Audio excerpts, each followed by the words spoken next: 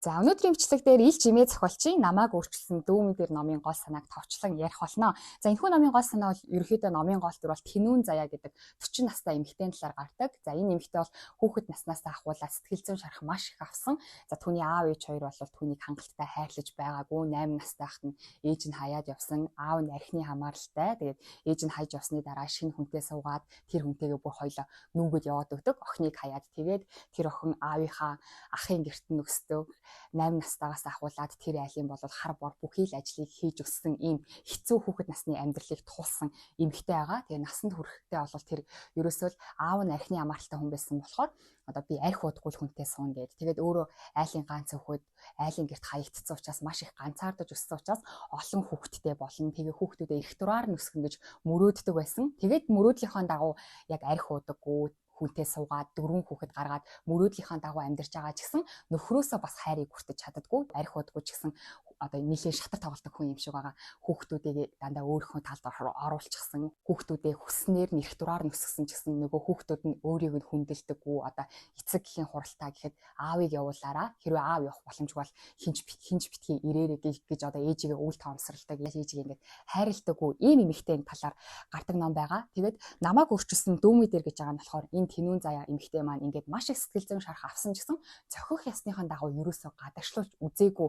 40 нас хүрсэн ийм эмэгтэй өөрөөсөө дүү сэтгэл зүйч залуутай тохиолдлоор тааралддаг. Тэгээд түүнтэй тааралдаад өөрийнхөө амьдралын талаар яриад тодорхой хэмжээнд нэг жоохон зөвлөгөө аваад тэгээд тэр зөвлөгөөгөө амьдралдаа хэрэгжүүлээд арай гайгүй болоод тэгээд сүүлдээ тэр сэтгэл зүйч залуу нь өөрөө сэтгэл зүйн төв байгуулсан чинь тэр төвд нь 14 хоногийн бүр эмчилгээнд явж боод ингээд сэтгэл зүйн эдгэрж байгаа талаар гардаг ийм ном байгаа. За тэгээд энэ зохиол дээр бол аюул сонирхолтой тэр эмэгтэй хүүхэд насны амьдрал, за нөхөртөөгөө ямар харилцаатай, хүүхдүүдтэй ямар харилцаатай гэх мэтчлэнгээр маш олон ингээд адал явдалтай үйл явцад гардаг. Тэгээ миний хувьд бол өнөөдрийн бичлэгтэр энэ номноос яг сэтгэл зүйн эмчилгээтэй холбоотой ойлгосон 5 зүйлийг өнөөдрийн бичлэгтэр хуваалцах болно. За энэхүү номоос ойлгосон нэгдүгээр зүйл нь тэр сэтгэл зүйн эмчилгээг тухайн хүн өөрөө л хийдэг.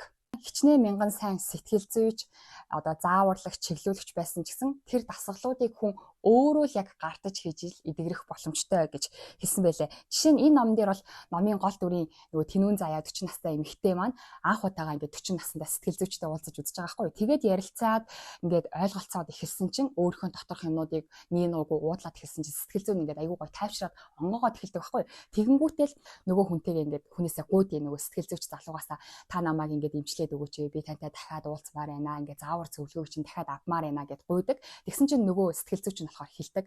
Одоо би бол ингээд одоо сэтгэл зүйчээр сурж байгаа, арай төгсөж амжаагүй оюутан байгаамаа. Тэгээд би бол ингээд жил гадаадд сурдаг, жил гадагшаага яваад дахиад нэг жил сураад төгсөөд ирэх болно. Ирснийхаа дараа бол би Монголдо ингээд сэтгэл зүйн төв байгуулахыг зорж байгаа гэд хэлдэг. Сэтгэл зүйч нь болохоор Тэнүүн Заяа эмэгтэйд хэлдэг. Хичнээн мянган сайн сэтгэл зүйч байсан ч гэсэн сэтгэл зүйг бол хүн өөрөө эмчилдэг.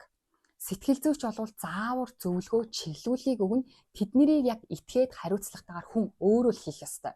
Тийм ч учраас би жилийн дараа ирэхэд хэрвээ та миний одоо ингээд зөвлөсний дагуу дасгалуудыг хийгээд одоо дотоод хүүхдтэйгээ уулзаад өөрийгөө эмчлээд тодорхой хэмжээнд дахиж гаргацсан байвал жилийн дараа ирэхдээ би таныг ингээд үнэгүй эмчилж өгөх болно. Харин жилийн дараа ирэхэд та яг хэвэндээ хайх юм бол би тантай бол хамтран ажиллах боломжгүй. Яагад гэвэл сэтгэл зүйч хичнээн сайн байсан ч гэсэн та өөрөө өөрчлөгдөхийг хүсээд та тэр сэтгэл зүйчийн үгэнд нь ороод дасгалуудыг хийхгүй бол өөрчлөгдөх боломжгүй. Тэрнээс чинь ингээд шууд нөгөө нэг махан бие эмчилгээ шиг те ингээд зүсэл ингээд хагалгаа хийгээд ингээд эмчилдэг зүйл биш. Сэтгэл зүйг учраас тэр хүн яг та өөрөө эмчлэх боломжтой. Тэгэхээр та өөрөө л хичээхгүй болвол мянган сайн сэтгэл зүйч байгаад нэмэргүй гэж гисэн байлээ. За мөн энэ номноос хоёр дахь чухал зүйл нь болохоор сэтгэл гэдэг бол юм төсөөлийн хийсвэр эрхтэн. Тэгээ тийм учраас энэ сэтгэл зүйг эмчилэхэд төсөөлөл болон итгэл маш чухал байд юм байна. Сэтгэл зүйн эмчилгээ бол дандаа ингэ төсөөлөл дээр ерөнхийдөө бол тулгуурлалт юм байна л да. Одоо жишээ нь ингээд хүүхэд насндаа гомдсон бол тэр үйлүүгээ эргэж очиод өөрийнхөө хүүхэд насныхаа тэр хүүхдтэйгээ уулзаад за одоо ингээд аавдаа ч юм уу ээждээ ч юм уу одоо ингээд хиндэ ч юм даа ингээд гомдсон тэр хүүхэд насндаа гомдсон зүйлсүүдээ тэр хүнийхээ урдаас нь харж агаад би танд ингэж гомдсон гэж төсөөлөөд тэгээд гол нь одоо жинхнээсээ бодтоор нөгөө хүн дээр очихгүй шүү дээ, тий. Яг хүүхэд насны дээрээ төсөөллөөрөө очоод ингээд хилдэг. За тэгээд гонцон зүсүүдээ бичээд шатаадаг ч гэдэг юм уу, ингээд сэтгэл зүйг эмчилэхэд төсөөлөл болон итгэл маш чухал байдаг байтал одоо ингээд сэтгэл зүйн шарх авчихсан хүмүүсийн ингээд зүрх нь хатуурчихсан, тий. Маш их амьдралын хатуу хөтөг туулаад олон хүмүүсээ сэтгэл зүйн шарх аваад бараг хүнд итгэхээ болоод зүрх сэтгэлээ ингээд хаацсан байтал тийм хүмүүс одоо ингээд төсөөлөөрөө нөгөө хүнийгээ төсөөлөөд одоо тэр хүндээ ингээ гомцсон онцонгоо хэлээрээ тэгснээ ингээд төсөөлөөд ингээ гомцноо бичээд одоо тэгээ шатаангууд зүрх сэтгэл чи ингээд нээгдэж байгаа алга болж байгаа маа мишокнууд тэгэнгүүт ингээд сэтгэл зүрх чи онгооно гэ тэгэнгүүт нөгөө сэтгэл зүйн шарх аваад сэтгэл зүйн ингээ хатуу болцсон хүмүүс ингээд энэ дасгалыг хийхэд итгэхэд аюу хэцүү байд юм аа л та. Тэгээд хийж өгдөггүй ч юм уу, хийсэн ч гэсэн за ингээд алга болно гэж юу байсан ч гэдэг юм ингээд итгэж өгдөггүй юм байна. Тэгээд энэ ном дээр бол сэтгэл гэдэг өөрөө ингээд хийсвэр ихтэй. Тийм учраас энийг эдгийхийн тулд төсөөлөл болон итгэл хоёр маш чухал. Саяны нөгөө нэгдүгээр зөвлөл дээр бол хүн өөрөө л тэр дасгалыг хийх бол мянган сайн сэтгэл зүйч танд заавар зөвлөгөө өгсөн ч гэсэн та эдгэх боломжгүй. Өөрөө л тэр дасгалуудыг гардаж хийх ёстой гэсэн шүү дээ, тий. Тэнгүүд гардаж хийхийн тулд төсөөлөл болон итгэл маш чухал юм байна. Үнэхээр яг нөгөө одоо гомдсон зүйл рүүгээ эргэж төсөөллөөрөө очоод тэр зүйлсүүдийг одоо бичээд шатаа гэсэн бол бичээд шатааж явахдаа үнэхээр миний дотор хувирлагдсан хар бараа юм яг энэ цаас шиг ингээд шатаад алга болж байна гэдгийг төсөөлөөд итгэх ёстой байдаг гэдгийг энэ ном дээр хэлж өгсөн байлээ. За энэ номоос ойлгосон 3 дугаар зүйл нь одоо сэтгэл хөдлөл мэдрэмж гэж байгаа. Одоо бид нар ингээд ямар нэгэн зүйл болоход бидний дотор сэтгэл хөдлөл мэдрэмж төрдөн шүү дээ. Баяртай зүйл болох юм бол баярлан тий. Одоо муухай зүйл болох ч юм уу, үл тоогдох юм бол ууралдаг, өш сандаг, хорсдог, заримдаа талархдаг ч гэдэг юм ингээд янз бүрийн сэтгэл хөдлөл мэдрэмжүүд төрдөг. Тэгээд энийг ингээд гадагшлуулах ёстой. Гэхдээ тэр сэтгэл хөдлөл мэдрэмжийг бид бүгдийг гадагшлуулж чаддгүй тий. Тэнгүүт тэр хэрвээ гадагшлуулаагүй сэтгэл хөдлөл мэдрэмж ерөөсө бусдаж алах болтгүй энэ дотор хатаглагтаад байж идэг гинэ.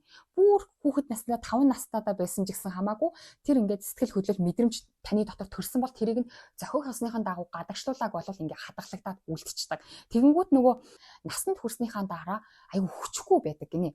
Хүч байхгүй. Яагаад гэвэл тэр их зовлон, тэр их одоо гунигч гэдэг юм уу, тэр их дурсамжийг бүгднийг бие дотроо хадгалаад явж байгаа учраас ерөөсөө хүч аягүй багтаа байдаг. Энерги аягүй багтаа байдаг. Яагаад гэвэл хамаг энерги нөгөө тэр доторх юмнуудаа хадгалахтаа зориулагдаад идэм шиг байгаа. Ямар ч тач аягүй хүчгүй байдаг гинэ. За яг номын үгээр уншия. Ном дээр бол ингэж үтсэн байна. Тэд гэж байгаа. Тэд гэдэг нь нөгөө сэтгэл зүйн шархтаа тэргээ зохиохсныхаа дагуу гадагшлуулж чадаагүй хүмүүс гэсэн үг. Тэд хэрхэн будааны ширхэг шиг өчүүхэн жижиг тамир тэнхээ сэтгэлийн хүчээ ижил тэнцүү хуваарлаж ороо хурааж үсээ угааж үр хүүхдтэй хоол ундыг нь хийж өгч оройтой золгож орондоо ороод хүчээр албаар өдөржин хөдлөсөн биеэ зөндөн орхиж суллан чөлөөлөөд нүдний захиа хүндэрч байгааг мэдрээд хүнгэнтэй санаа алдаад хүнжилтэд шурахыг л хүлээж хүсдэг юм а. Тэгэхээр тэр дотроо ингээд хоримтлагдсан юм а зохиохсныхаа дагуу гадагшлуулах хэрэгтэй юм байна. За үүний дараа энэ номноос ойлгосон 4 дахь зүйл нь болохоор дутуугийн комплекс. Одоо хүүхэд насндаа авч чадаагүй зүйлсүүдээсээ болоод одоо ингэ насанд хүрсэн хойно сонголтуудыг аягүй хийдэг гинэ. Одоо жишээ нь энэ номын гол дүрийн эмэгтэй аав нь нөгөө архины хамааралтай байсан. Тэгээд тэрнээс нь болоод энэ эмэгтэй бол ерөөсө том болоод арх уудгүй л хүнтэй суун.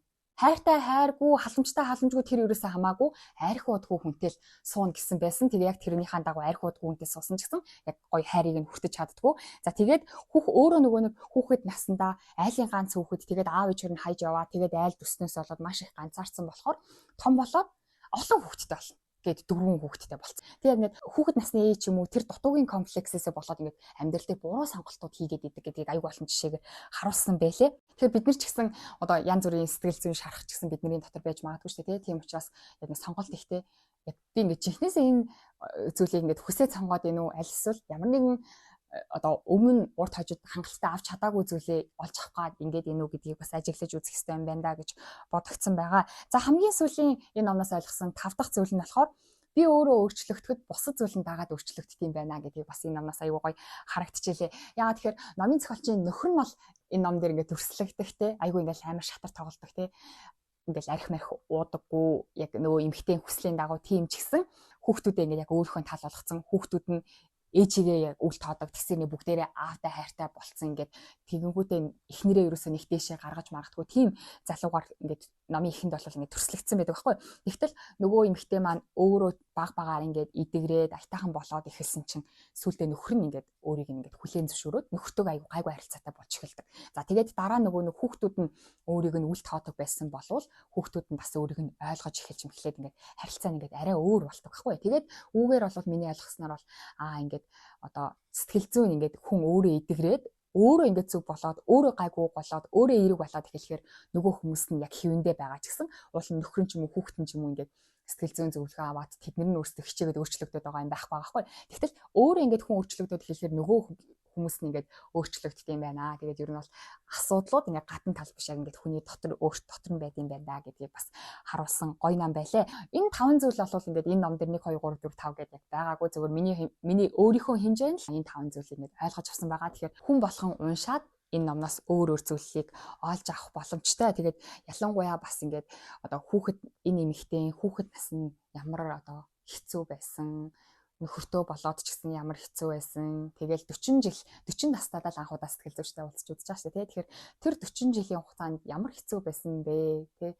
Гэхдээ л тийм хэцүү амьдралыг туулсан ч гэсэн одоо өөрөө яг сэтгэл зүгээ эмчлээд 40 наснда ч гэсэн сэтгэл зүгээ эмчлээд эрхийн цагт те амьдрал нь яаж ингэж гоё аажмаар эерэг болж өөрчлөгдөж эхэлж байгаа вэ гэсэн маш олон юм жижиг одоо өөрчлөлтүүдийг болон бас хүүхэд насных нь амьдрал нь одоо цагт нь ирээдүйн цагт нь ямар их нөлөөлж байна гэдэг маш олон зүйлсүүдийг ингээд харах боломжтой гоё сонирхолтой ном байла. Мөн номын ил жимээ зохиолч маань өөрөө сэтгэл зүйн чиглэлээр яг одоо суралцж байгаа юм байлээ. Тийм болоод ч тэр юм номон дээр нь бол маш олон орчин үеийн сэтгэл зүйн эмчилгээний аргуудыг энэ тэнд нь маш олон тусгаж өгсөн байлээ. За дээрэс нь номын дээр гараад байгаа энэ дүүмэд ир гэдэг нь болохоор нөгөө 2 4 7 тэнгисийн эрэг гээд нэвтрүүлгийн оролцогч нацгийг бас төсөөлж номын зохиолч маань бичсэн гэж номынхаа ард хэсэгт нь бичсэн байлээ. Тэр залуу ч гэсэн өөрөө сэтгэл зүйчээр сурдаг гэж энэ дээр нь бичсэн байлээ. Тэгэхээр бас яг ном дээр гарч байгаа энэ аргууд бол батлагдчихсан аргууд гэсэн үг. Тийм болохоор бас та уншингаа энэ дээр гарч байгаа аргуудыг бас яг амьдрал дээр